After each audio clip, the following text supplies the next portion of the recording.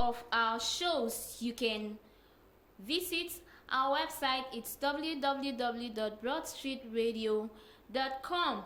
You can stream all our shows live on Facebook. It's at Broadstreet Radio. It's at Broadstreet Radio. Remember, we are on the segment Scam Alert. Alright, on today's segment of the Scam Alert show, we'll be discussing how to spot a phone scam. I've done so many topics, especially on this segment. So today we're doing something quite simple.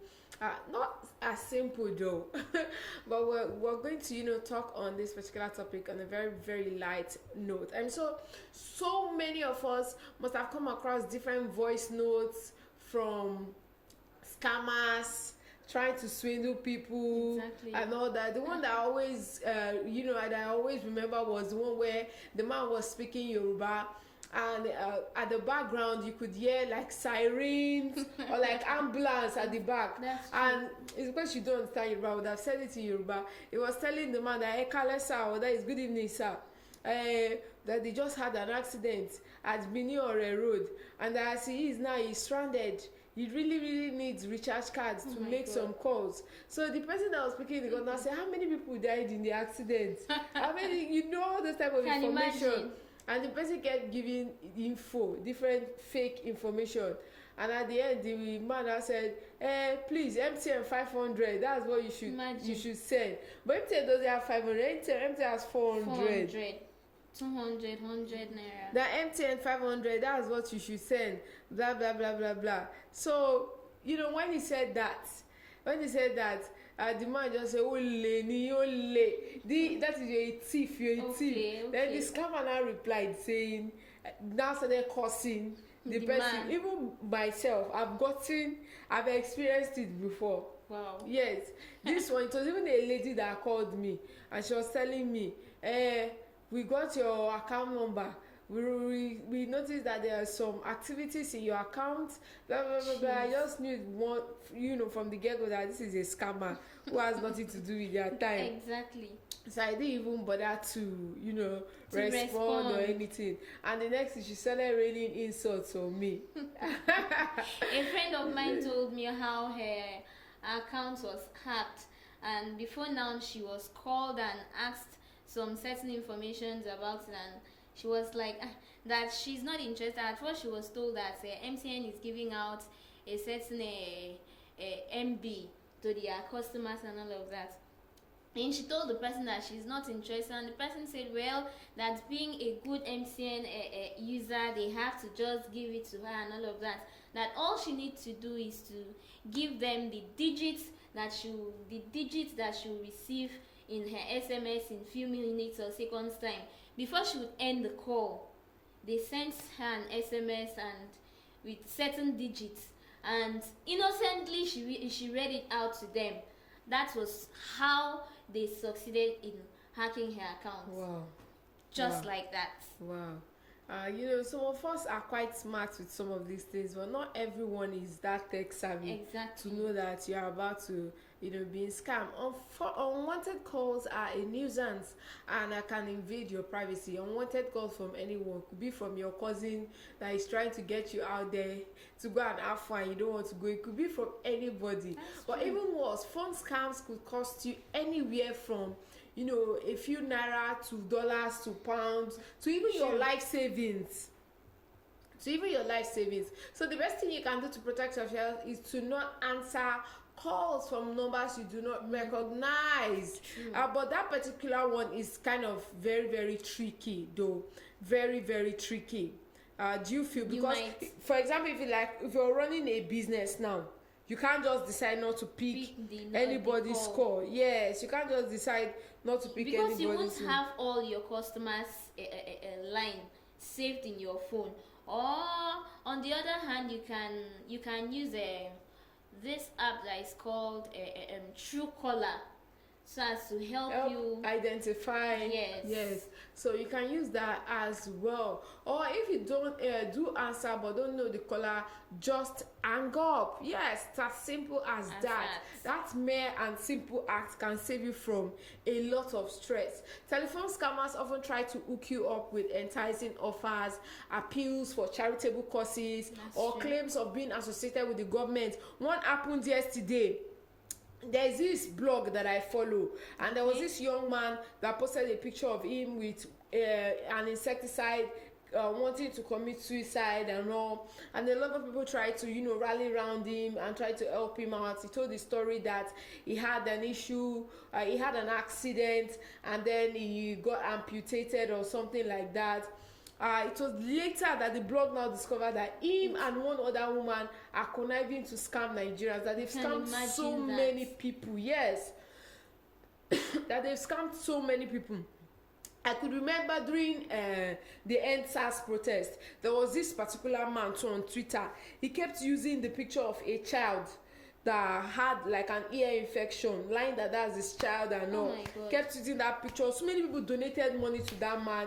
It was one woman too that still disgraced him, that this man is lying, people should not donate money for him and all. But by then people have already donated. Another one, this young man came on Twitter and said his girlfriend just got pregnant. His girlfriend got pregnant during the pandemic, and that he doesn't want her to abort it. He will just accept it that way, blah blah blah blah. That whatever anyone asks, they should send. People started sending money. People started sending clothes. People sent so many things. It was later they now discovered that it's a scam as well. So there's so many of them.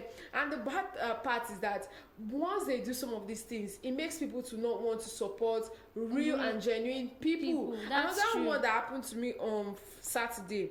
I was going out for a family function, so my cousin saw this woman carrying a little boy, and she was begging, and out of sympathy for that child, not that woman, because he told me that I'm giving this money because of that innocent child. I don't know if she's using that child to beg intentionally, or if that's a real condition, but I'm giving that money because of that child.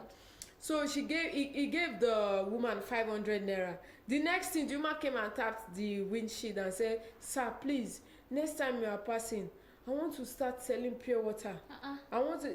My cousin now say, "But this money is enough for you to start selling pure water. Yes, you can buy two bags of pure water, or even a bag.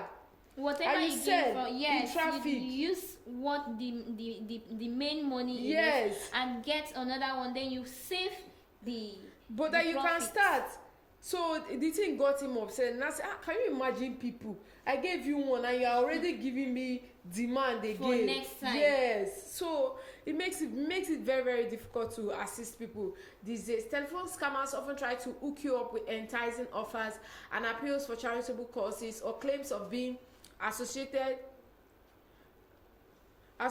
with the government. They won't allow for you to think through their pitch. They will pressure you to make a decision as well. They're very good at doing that. They will create that sense of urgency to tell you that they will not give you that space for you to try to think well if you're doing the right thing or not. They'll just want to make you feel, just do it because you're doing the right thing. You're wasting time, madam.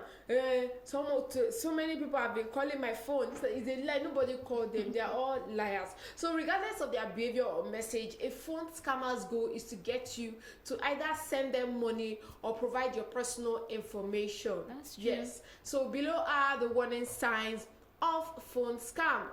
I'll take some of the warning signs. A claim that you have not been specially selected.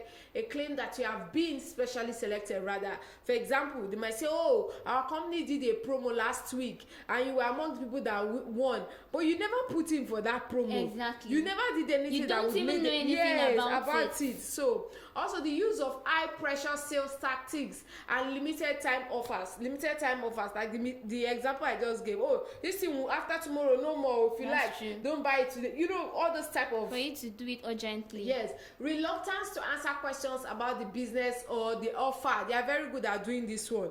Oga, okay, how many times do I need to pay for you to do this for me? Madam, do if you want to do. If you're not doing, leave. Exactly. You understand? There is no point asking questions. Yes, you hear those type of statements from them, And they are reluctant to answer the question. So request that you confirm your personal information is another tactic. Personal information such as your BVN, your bank account number, your password, your PIN to your ATM. That's true. And I've forgotten what they call that number behind your ATM card too. Okay. They use that a lot, even on your ATM. But on the other hand, you know, these days they don't even need your PIN. The PIN to your ATM. Yes, they that's can what I'm even saying. do The without, number. yes, Once they have that number, yes, they can do without your PIN. Also, they would request payment by means or other than credit card, including cash, gifts, wire transfer, or private courier. They would request your credit card or other payment mechanism for shipping and handling. They'll use threats to say, oh, if you don't comply, even the threat of arrest as well. Exactly. They would use that. I remember a neighbor that fell prey to a scam, that he took some girls there. You know, like all these job agents that used to look for job for people, took them there. Those ones now collected the girl's phone. That please bring your phone. Let me type something. That was what they left with. Those ones.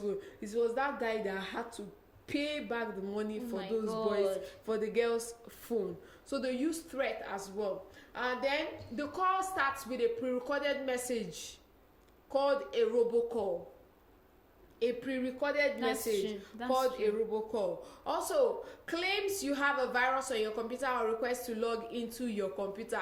Another tactic that they use most times. Then claims to be a friend or a relative in need of money, but they don't give you any time to think or contact others as well. It's another tactics that scammers use while putting through a call.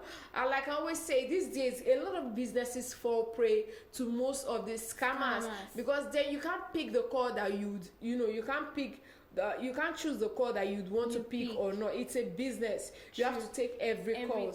But it's important that there are some of these apps that have been developed to help you kind of navigate your way through some of these scams. So you can install them. It will help you stay safe. The digital world and the online space, it's growing. And as it's growing, it is becoming increasingly dangerous as well. So it's important that we keep our eyes peeled and we be at alert at all times. So that wraps up the Scam Alert segment for today. We'll take a short break and we'll come back with more for you on the Afternoon Business Show. It's still in the Morning Business Radio.